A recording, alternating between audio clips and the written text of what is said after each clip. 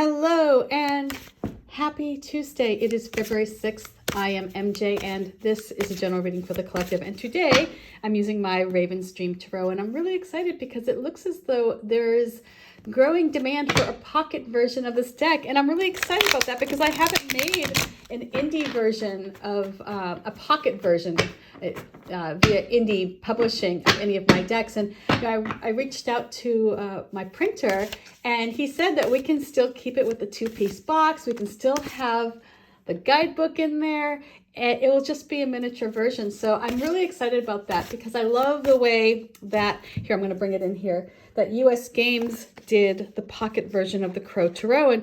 And I want to be able to do the same thing with my indie decks, having it with a two-piece box. So anyway, really happy that my printer can do that as well. So, all right, let's dive in here and see what we have going on energetically speaking. So the first card I'm going to pull is that energy that's influencing us today, the energy that's impacting our mood, our decisions, how we relate with one another.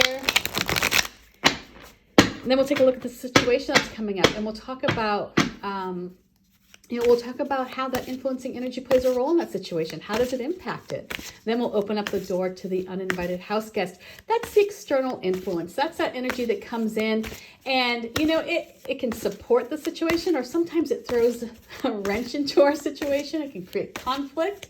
But let's hope it's support, and then we'll wrap it all up with some words of advice here.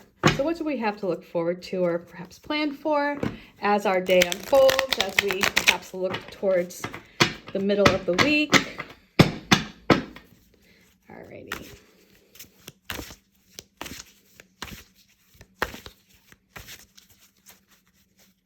So starting us off here today, we start off here with, hey, I like that. We start off here with this Fool. So, when we have this energy of the Fool kind of guiding us, this is the kind of day where, if you're out at lunch and you're like, maybe I won't go back today. That's that energy of the Fool. Maybe you decide to take a different route home. Maybe you decide to shake things up, and sign up for a class that you never thought you would take before. It's that energy of the Fool that leads us down a path to a new journey that opens us up to new experiences. And we're more lighthearted. We're more carefree, about the decisions that we make. We may even be considered careless in some ways if you're doing something that might impact others. And, I think about the Fool, in the context of work. We love when we're the Fool, at work, because we're off doing our own thing. We get sidetracked and involved, or we find ourselves, going down the rabbit hole. But if we have to deal with somebody who's also leaning into this energy of the Fool, it can be really frustrating because they're off doing their own thing. They're chasing their dreams, their butterflies. And, and it's hard if you need to depend on somebody, to be consistent when this Fool energy is around. So let's see how this is taking shape, because generally speaking, I love the Fool. It does open this door to seeing the possibilities, not really getting like a clear picture, but just knowing that there are possibilities out there. And that's what's enticing, that's what kind of leads us down the path. All right. Or in this case, chasing swallows here, which is what that foxy is doing. All right, so the upcoming situation we have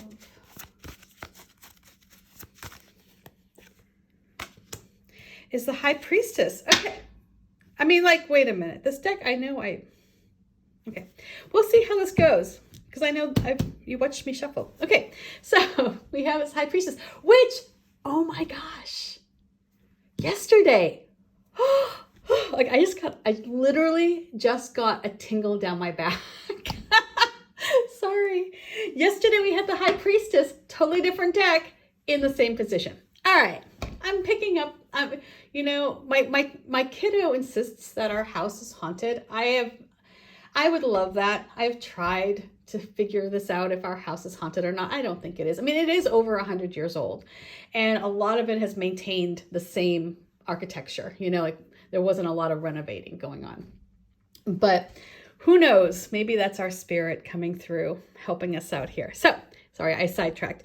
The high priestess, again, is in this situation. So, here we have this energy of the Fool, right? And the Fool is opening us up to trying something new, to following, an idea, listening, to our inner child who wants to take us out and run around and have fun and explore.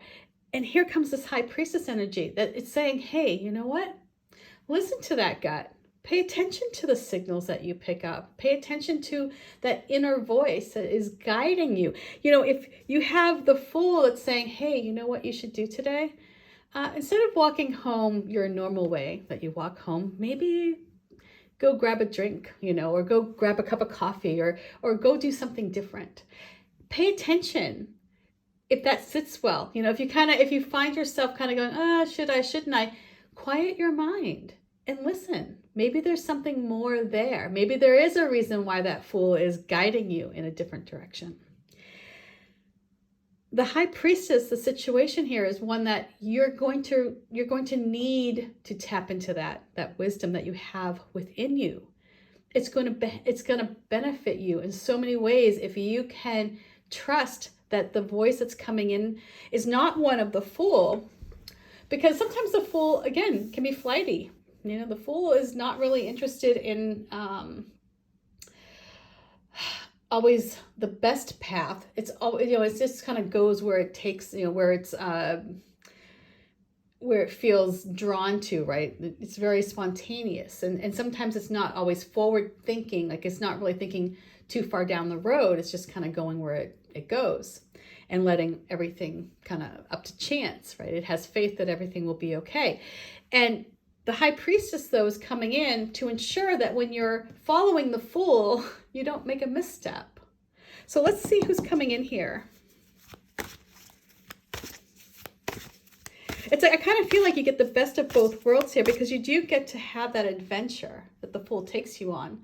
But at the same time, you're not being foolhardy in it. You're not taking unnecessary risks, because you have that high priestess guiding you, saying, well, maybe not go down that street. Maybe if you want to go on an adventure, great, but maybe go this way instead.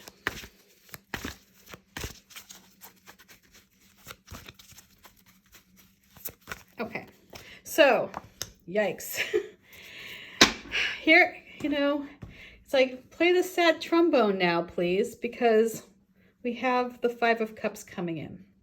And the Five of Cups, this energy that enters our situation is going to bring this sense of loss, this sense of feeling as though you made a bad decision, maybe. And it could be here that perhaps leaning a little too far into the Fool, you made a misstep, or you might make a misstep. So pay attention, right? This energy that the Five of Cups comes in to the situation does so if you don't listen to your higher mind, if you don't listen to your inner voice that is guiding you in the right direction. So what I kind of see shaping up here with this so far is, we all have those moments where we just want to just throw caution to the wind, do what we want, have a fun time. And sometimes our inner voice says, hey, you know what? Maybe that's not the smartest thing to do. Maybe you shouldn't do that right now. Maybe today is not the day that you storm into your boss's office and quit, like that kind of thing. Maybe you get that tug that says, whoa, loving this Fool energy, but maybe today isn't the day. Because I feel like dismissing the high priestess could lead you to this path here where you regret your decisions. You might find yourself wishing that you could go back in time, wishing that you could undo or unravel what the Fool kind of put into place. So pay attention. Doesn't this Five of Cups here is coming in, I feel like, as a warning sign. It's coming in to say, this is what the future could hold. This is what could happen, right? You have an opportunity perhaps to unwind, to let go, to do something maybe spontaneous. But if you're not paying attention, if you're not listening to that inner voice, it could leave you feeling not so great at the end of the day. Like you might wake up tomorrow and have like, one of those reality hangovers, like where you're like, whoa, what happened? What did I do? Why did I make that decision? Okay, let's see what the advice card here is.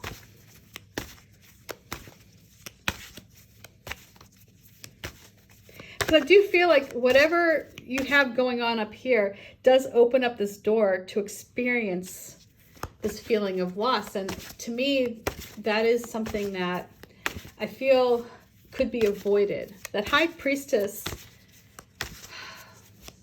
is there to guide you to making good decisions, the best decisions. And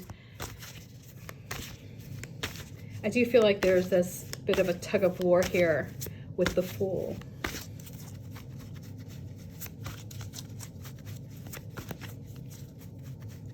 Okay. Well, the advice here with this Two of Wands is to be your unique self, to be creative, to step out, make a bold move. So, if we look at this as a whole picture, right? We see this as a whole together, right? Now that we have all the information. We start off being influenced by the Fool that has us being spontaneous, taking risks, maybe in some people's eyes being a bit careless. We have a situation here that's going to require you to tap into your higher self, right? Your inner wisdom. That part of you that knows, that kind of knows, can pick up on the clues, can pick up on the signs all around you. So you know that although you're being spontaneous, you're doing it like with a calculated risk here with this High Priestess. Something's going to come in and it's going to bring with it this energy of loss. There's the sadness here. And maybe it's temporary. Maybe it is, stepping away from your job and you have that moment of feeling sadness. But it also here with this Two of Wands, the advice here is to go bold, to be unique, to show the world what makes you special. So you might have to experience a little bit of that sadness, a little bit of that regret, but it's not the end. It might just be it's like cause and effect, right? You do something off the cuff, you do something, you take a chance, you do something that's a little bit bold and risky. It's not always sunshine and lollipops, sometimes it can take you through this journey here, which is what the Fool is. And the journey might start off as this carefree adventure, and at some point down the road, you might find that you're confronted with a loss, or you're confronted with a feeling of regret at one point. But overall, when you trust your High Priestess, when you trust that inner voice that's guiding you, and you take that step forward, yes, you're taking a bold move. You're moving in a new direction, and that can be scary, and that can make us question ourselves and question why we made these decisions, and can have us feeling perhaps a sense of loss or regret, if you walked out on a job or a relationship. But it doesn't have to be the end of the story, and that's what I kind of feel like we have here with this Two of Wands. That although you might go through that experience of feeling a bit of sadness, at the end of the day, you're moving in a direction that sits right, and that spontaneousness of the Fool is what sparked that. So I hope this makes sense. Peace, much love. I'll talk with you tomorrow.